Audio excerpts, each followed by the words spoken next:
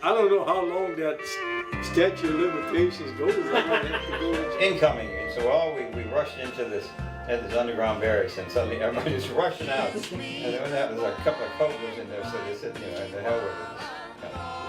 I don't know if it's any good or not, but it's supposed to last a long time. This gets like, I wouldn't eat it. no, I wouldn't eat it either. He told me what they were doing. He said those antennas we were setting up was a beacon for the bombers coming back from Laos and Cambodia for the Ho Chi Minh Trail. And you have to order even limited military action. That firmness in the right is indispensable today for peace. It involves us one and all. I don't suppose that war will ever end. There's fighting that will break us up again. Goodbye, my darling, hello, Vietnam. I'm here to take a battle to be won. Kiss me goodbye and write me while I'm gone.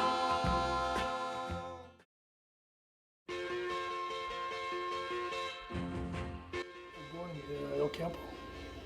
Yes, I did. I born out kicking and fighting to get out. February the 7th, 1948. We had a house next to the highway that we were renting, and then we farmed cotton on the other side. That the people owned it. I was born in Davina, Texas. Let's see, December the 1st, 1946. I remember the morning. It was a beautiful morning. God, the sun was shining. It was the heck of it. I just have that reminiscent of my birth. I grew up here, and I did what most everybody else did when they were growing up on a farm. All right, January 18th, 1949. And that was in Columbus because Weimar didn't have a hospital yet. And then Sister Dolores, she was born a year later, and then Weimar was open already. Yeah, it was, 49. And I was born in Shiner, Texas. Well, right next to the brewery, from what I was told. Kind of makes you wonder if the old people got drunk back then while you're waiting to get born or what. And when we had to go take a bath, we had to go into the little wash house, take a bath. So we go to the little bathtub, wash house and take a bath. And then you'd open the door and look both ways, see if any cars are coming. If ain't no cars coming, you could shut a car there and go to the house, My entire life, I just worked. That's all we did was work. We had pigs. We had dairy. I'd get up every morning and we would milk cows by hand. We had 13 cows to milk by hand. And then in the summertime, when you finished milking cows, you fed the pigs, and then you went to the. when we were little, you didn't have all these toys and stuff. There wasn't no electronics to play with. You just went outside and found something to play with, one way or another. And we caught a buzzard. Basically, as a kid, we just played military. I mean, that's all we did back in those days. Everybody dressed up in the army, went out there, fought with guns that actually shot bullets and things. Nowadays, you can't do that, but we actually shot each other with BB guns and hit rockets. And we all survived. Nobody got injured. Everybody's still around. Well, most of us are. Well, hell, we was, like say, not even 6 years old yet, and we was worried about people seeing you with no clothes on. I don't know, But that's the way we were brought up, Mm-hmm. Yes, sir. Well, well. Field, and either you pick cotton all day, or you chop cotton, or you pick corn and make corn tops, hauled hay, whatever needed to do. And then in the wintertime, when you think there wasn't anything to do, there was always something. One day we caught a buzzard in the pasture. He couldn't fly. He was real weak. I don't know what was wrong with him. Probably was sick. Lucky we didn't get nothing from him. Anyway, we took him home, put him in a dog pen, and we was feeding him old scraps and stuff, and he got stronger. And he hung around for probably 6 months, and he was real tame. People come to the house, and first thing they see is a buzzard sitting in the yard. You know, it was kind of weird. School. I started at school at Amosville, burned down. Then we went to Davina, and then when we got through Davina, we went to St. Rose, Bishop Forest. Then what the hell did I do after? Oh, I went to work for Mays Aluminum in El Campo, and I stayed there. And I was going to be taking a car at a '41 Chevrolet, and I was going to drive from El Campo to Wharton, for college. You could go pick pecans, which was a money crop, and or you could go in the barn and make shucks, or have to shucks corn, and or you would go out in the woods and make wood, blocks of wood and stuff, cords of wood, to be used for cooking and heating and stuff. So that's it.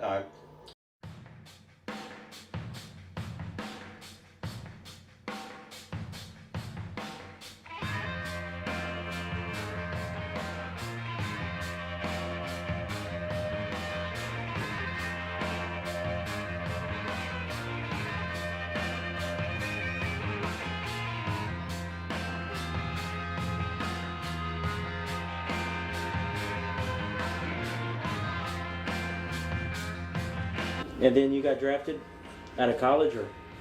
Pretty well, I think so. Yeah, we was working out there, and they put me in, well, after you had your basic training and all that, and they put me in military, in infantry. You had to learn, that your shootings and stuff like that and all that kind of stuff. And you got, I don't know what else to say, but. And I got drafted, plain and simple. I was a little bit older when I got drafted. I was, I think it was 23, 24. You remember when you got drafted? Yeah, June the 8th. June the 8th, I think it's 69. June the 8th, 1969. No, June the 8th, 1970, that's when it was. And got drafted, and the group of us went to San Antonio. I got out of school in '67, and things were going pretty hard over there. So I said, they talk about joining up, you can get some schooling. So I said, well, I'm gonna do that. So I volunteered for the Navy, and Yes, I volunteered on my 17th birthday, March 27th, 1971. To join the Air Force. I wanted to be a Marine because I had a brother-in-law that spent 2 tours of duty in Vietnam. He came back talking about all the good shit he got to play with. I said, man, I got to go do this. But my parents wouldn't sign the paperwork at 17. They signed me up in the Air Force. Recruiter said, not to worry, we got something for you.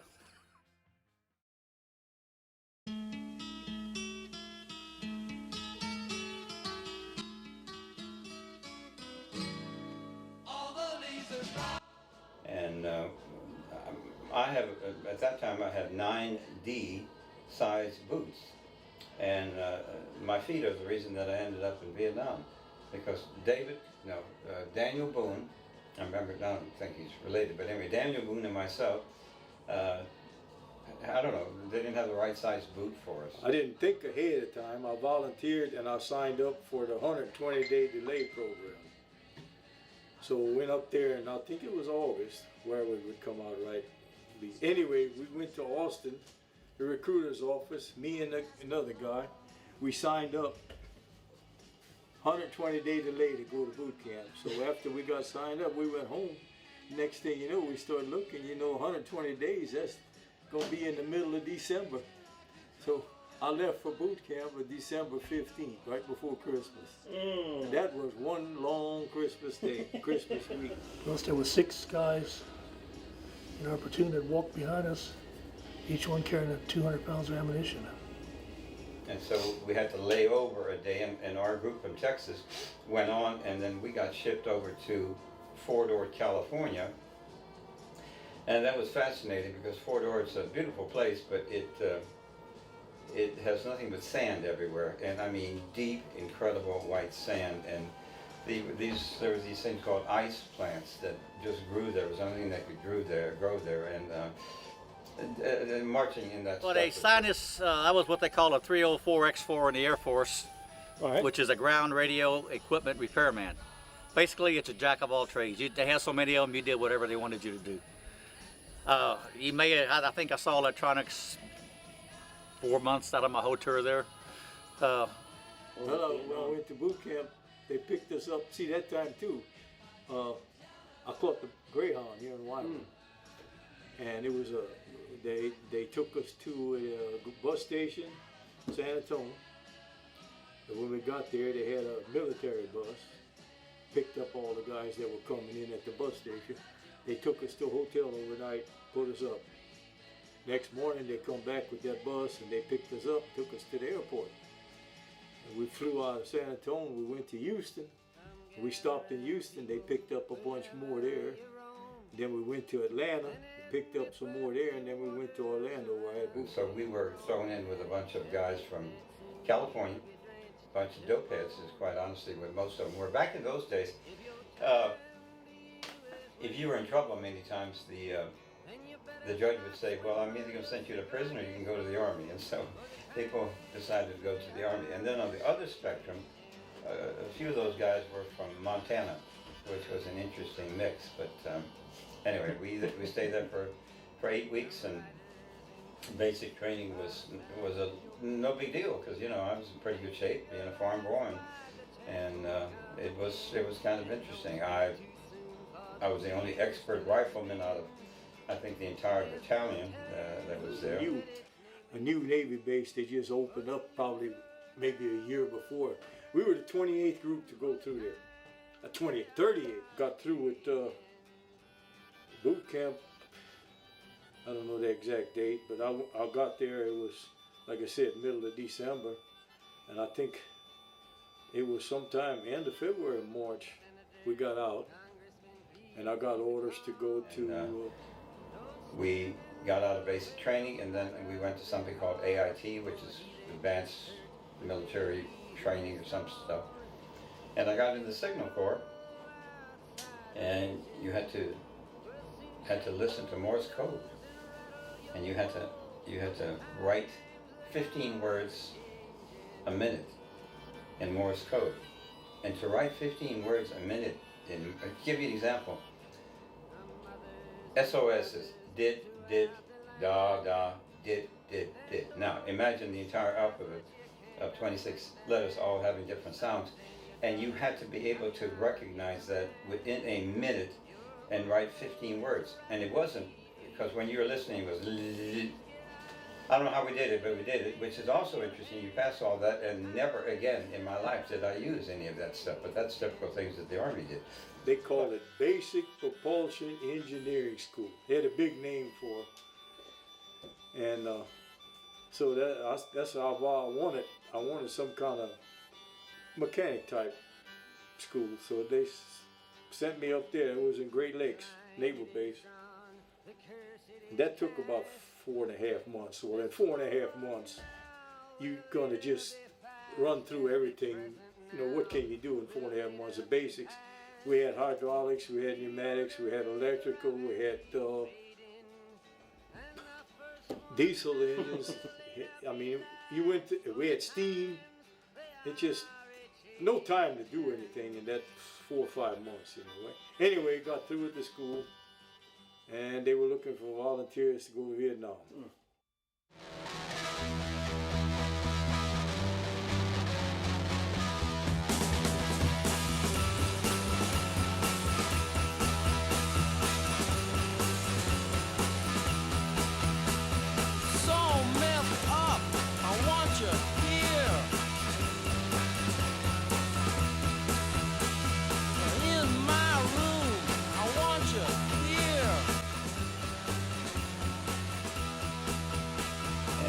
After that, I went home for a couple of weeks, and then they shipped me off to Nam, and we landed in I think it was Tonsanuk Air Force Base.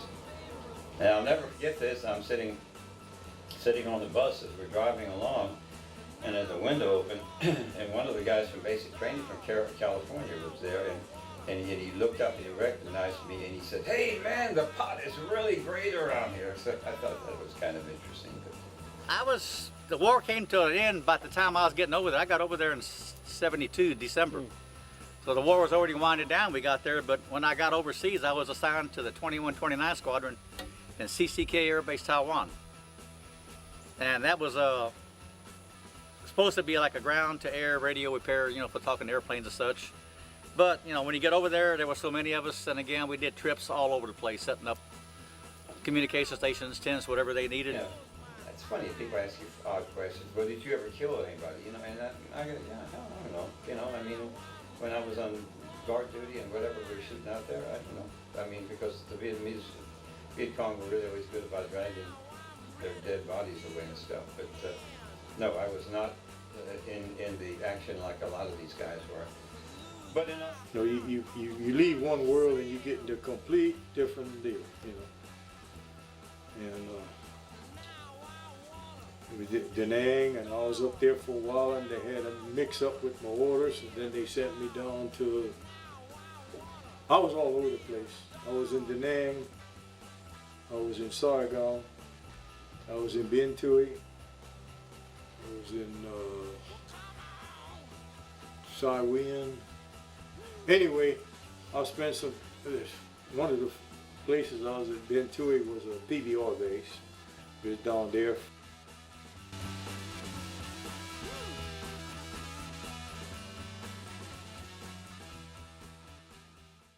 You have to make sure, and when you get some new ones came in, well, you have to teach them. You don't make noises at night. You don't holler and scream or anything. You just have to be quiet. You hear some of your shrubs or something like that around you, like cracking and moving, better be ready. Set up. Edward Barr got killed in Vietnam. He was probably about 4 to 7 miles away from me. And it's supposed to have, supposedly, what we were kind of told, that they got hurt, took his, had a top, split his body.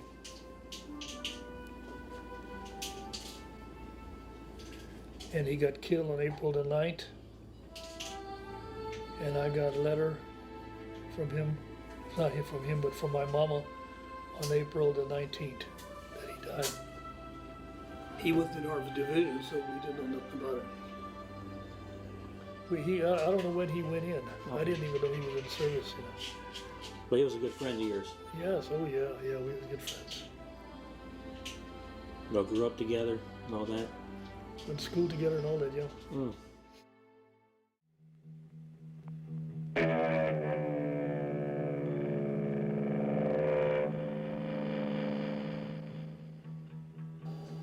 And one of the worst things I hated was perimeter watch, like in a guard tower, where all yours are targeted, you know. And Bien Thuy was right on the damn river. And then I was on harbor security at Da Nang. Got some pictures here. When I was young,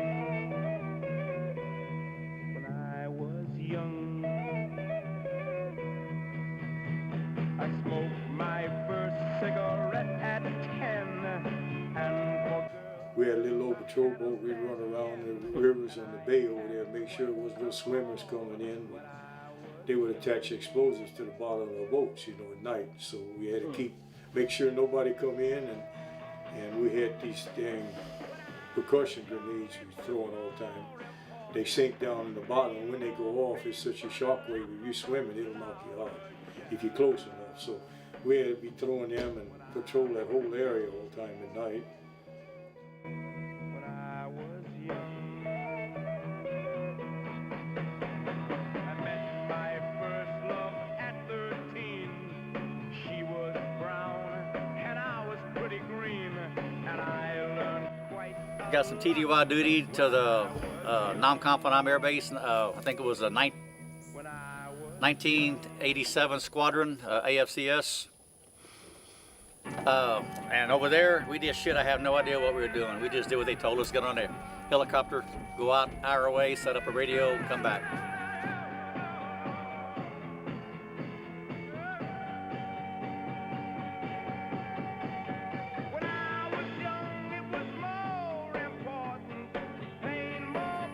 they call us different things. They were called forward observers, forward air controllers, combat air controllers.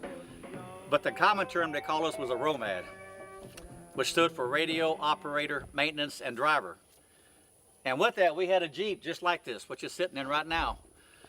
And in the back seat, we didn't have a back seat. We had it full of radios, encrypted communication equipment, that if the Army needed air support, they would call us and we would call in the airstrikes for them, which is pretty cool. I mean, we were assigned to the first cav. We didn't really do a whole lot because there was not many people left over there at that time.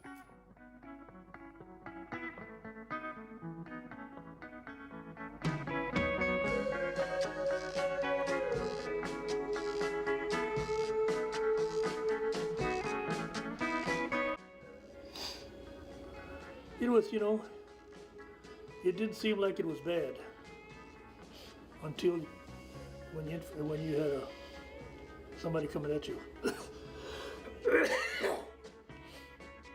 You had shooting at you and stuff like that.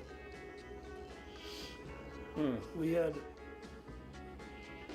full security at night. And we had one time we crossed I would call it the creek, big and deep creek. And so we had to cross from one side to the other side. And he came and asked, he said, "You swim?" I said, "Hell no, I don't know how to swim." But what they gonna do? I had the machine gun. So they had it would look like a blowed up mattress. So here I'm laying on the blowed up mattress with a M60 machine gun with ammunition on me. And then I don't know how many it was, I think it was 4 of them. Was going through there and, pulled me across there. Well, I was the target. Luckily nobody fired. In the jungle there. Then, let's see, after the first year, they came out with a directive saying that if your time in Vietnam ran out and you had less than 12 months left on your enlistment, they would give you an early discharge. So after my first year ran out, I had 13 months left. So at that time, I got into a deal. The area we were at was pretty good for what you could expect over there. So I said, maybe it'll hold up like this. So I volunteered for another year. The Air Force, they weren't too organized back then. Like I told you before, they had what they call combat controllers, CCTs. Mm-hmm. They had forward observers, which they call us sometimes. They call us the ROMADs. That was general term. Everybody was a ROMAD because we drove these stupid Jeeps around. And if we didn't have a Jeep, we had a backpack with a Prick 47 or Prick 25 backpack radio. But if you ever saw that movie, We Were Soldiers, and you see the guy calling airstrikes, that's pretty much what we were told to do. And the Viet Cong had us all figured out because they knew that GIs like to kick cans, and so they'd have a beer can laying over there somewhere, and they'd have explosives underneath it. And, you kick it, well, your foot may have come off, or it may have caused some damage. And if it caused some damage, well, that meant that you were out of circulation for a month. And we had, you carried your own water, those canteens, and you never had enough water. So if you got to a creek or something, you'd go ahead and fill your water up with a creek. And next time you you're running low on water again and you get near water somewhere, you go ahead and put water in that canteen and shake it all up, get all the dirt and everything out of it, and then you...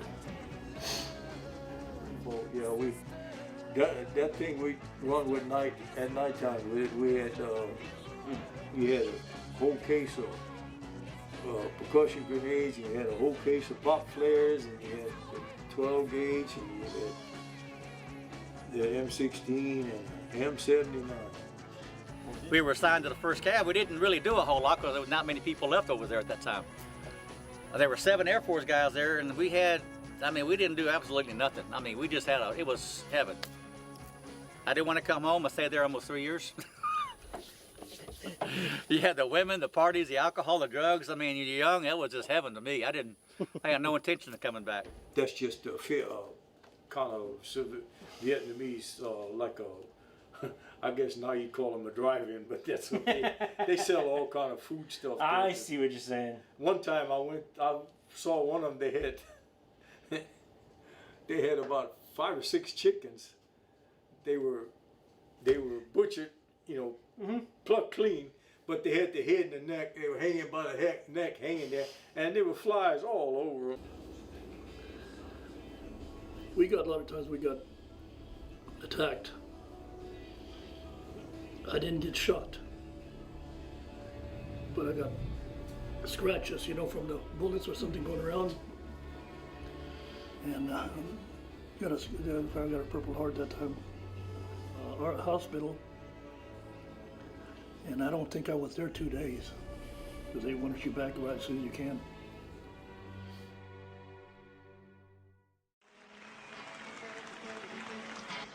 Give me an F. Give me a U. Give me a C. Give me a K. What's that spell? Well, come on, all of you big, strong men. Uncle Sam needs your help again. Got himself in a terrible jam way down yonder in Vietnam. Put down your books and pick up a gun. We're gonna have a whole lot of fun. And it's 1, 2, 3. What are we fighting for? Don't ask me, I don't give a damn. The next stop is Vietnam. And it's 5, 6, 7. Open up the pearly gates. Well, there ain't no time to wonder why. We're all gonna die. And I remember like today, right before we got onto the plane, you're walking past, and there was a pile, I'm not kidding, about this big, Purple Hearts and Silver Stars, and just thrown into the thing. People don't realize how terribly angry people were about the war, and they had a right to be there. In Washington, where famously a large number of veterans stepped forward with their medals and threw these decorations over the fence. Purple Heart, Army Commendation Medal, 8 Air Medals, National Defense, and the rest of this garbage. It doesn't mean a thing.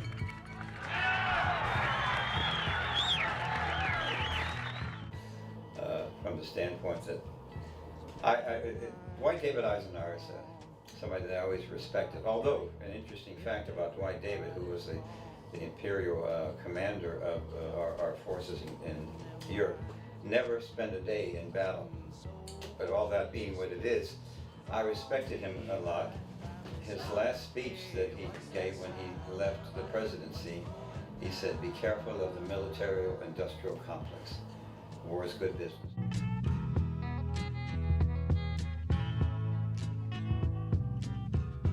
What a field day for the heat. Indeed it was. We knew at that time that all this stuff was made up about the Gulf of Tonkin incident and all that crap. And, rich people need to get richer.